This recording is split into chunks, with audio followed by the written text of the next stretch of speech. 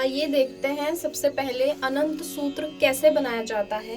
तो अनंत सूत्र बनाने के लिए एक लाल या पीला धागा ले लेना चाहिए। यहाँ पे मैंने ये रोली ले ली है। आप ऐसी कोई भी कलावा ले लीजिएगा और उसकी लंबाई 1 से 1.5 मीटर की होनी चाहिए। अब इस कलावे को हमें गंगा जल या जल का छींटा लगा के पवित्र कर लेना है। ओम नमः भगवते वासुदेवाय नमः। ओम अनंत देवाय नमः। ओम नमः भगवते वासुदेवाय नमः। अब इसको अच्छे से जल से पवित्र कर लिया है। अब इसके बाद हम इस पे कुमकुम लगाएंगे।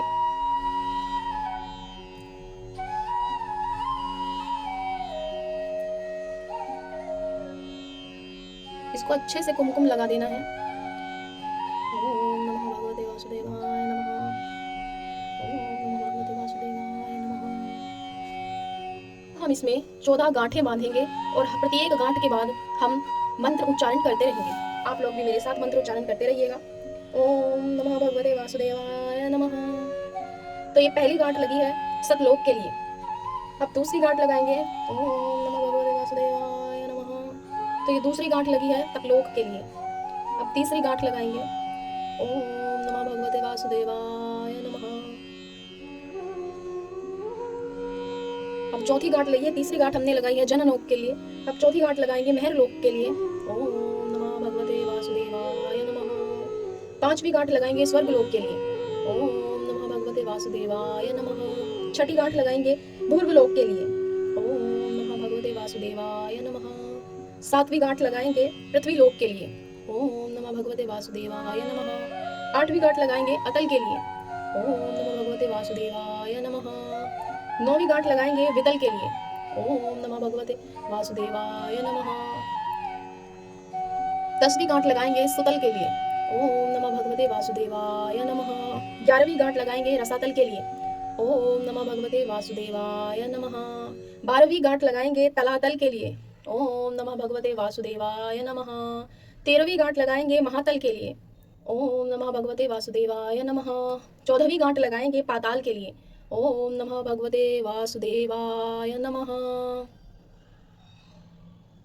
ओम नमः भगवते वासुदेवाय नमः। तो इस प्रकार से ये 14 गांठें हमने लगा ली है। प्रत्येक लोक के नाम लेके ये 14 गांठें 14 लोकों का प्रतीक होती हैं। इसके बाद पुरुष अपने दाहिने हाथ पे और स्त्री अपने बाएं हाथ पर इसको बांध लेंगे। ये दरिद्रता, दुख व कष्टों का निवारण करते हैं और श्री भगवान विष्णु का मंत्र पढ़ते हुए इसे अपने दाहिने हाथ पे बांध लेंगे। ओम नमः भगवते वासुदेवाय नमः। तो राधे राधे दोस्तों, चलिए अनंत चतुर्दशी की कथा का श्रवण करते हैं और पूजा विधि मैंने आप लोगों को बता ही दी है। तो भाद्रपद शुक्ल चतुर्दशी का ये पावन दिन जो अनंत भगवान विष्णु को समर्पित है, इस दिन अनंत सूत्र धारण कर व्रत और पूजा करने से जीवन में सुख, समृद्धि और पापों का नाश होता है। भगवान विष्णु की कृपा प्राप्त होती है। इसमें 14 गांठों का महत्व है जो हमने अपने हाथ में धारण कर ली है। ये 14 गांठें वैसे तो 14 लोकों का प्रतीक है, लेकिन साथ ही साथ ये धैर्य, संयम, त्याग, करुणा, भक्ति, श्रद्धा, संतोष, नम्रता, दया, क्षमा, शांति, ज्ञान, विवेक, प्रेम का भी प्रतीक है। तो मैंने बता दिया आप लोगों को कि कैसे बनाई जाती है ये 14 गांठें। अब हम कहानी कहते हैं, ध्यान से सुनिए। सतयुग का एक समय था जहाँ एक ब्राह्मण था, बड़ा ही तपस्वी व धर्मात्मा। लेकिन समय ने ऐसी करवट ली, उसकी सारी संपत्ति नष्ट हो गई। परिवार भूख से तड़पने लगा। निराश ब्राह्मण जंगल की ओर निकल पड़ा। वहां उसकी मुलाकात एक तेजस्वी मुनि से हुई। वह कोई साधारण मुनि नहीं, स्वयं भगवान विष्णु ही थे। ब्राह्मण ने दुख भरी आंखों से पूछा, हे मुनि श्रेष्ठ, मेरे पाप कब धुलेंगे? मेरे कष्ट कैसे दूर होंगे? तब मुनि ने मुस्कुराते हुए कहा कि हे ब्राह्मण, तेरे दुख का निवारण एक ही उपाय है, अनंत भगवान का व्रत। भाद्रपद शुक्ल चतुर्दशी के दिन अनंत सूत्र लाल या पीले धागों में 14 गांठें बांधकर धारण कर 14 वर्ष तक इस व्रत का श्रद्धा से करेगा तो भगवान अनंत तेरे जीवन को सुख और समृद्धि से भर देंगे। ब्राह्मण ने मुनि के आदेश का पालन किया और कुछ ही दिनों में उसके जीवन में खुशियां लौट आई। तभी से व्रत अनंत चतुर्दशी के नाम से प्रसिद्ध हुआ।